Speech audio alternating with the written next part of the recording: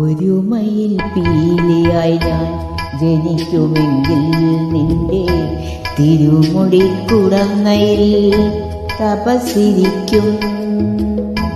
ഒരു മയിൽ പീലിയായി ഞാൻ ജനിക്കുമെങ്കിൽ നിന്റെ തിരുമുടി കുടങ്ങയിൽ തപസ്സിരിക്കും. ഒരു മുളം തണ്ടായി ഞാൻ പിറക്കുമെങ്കിൽ നിന്റെ ചൊടിമലരിതളിൽ വീണലിഞ്ഞു പാടും, അലിഞ്ഞു പാടും.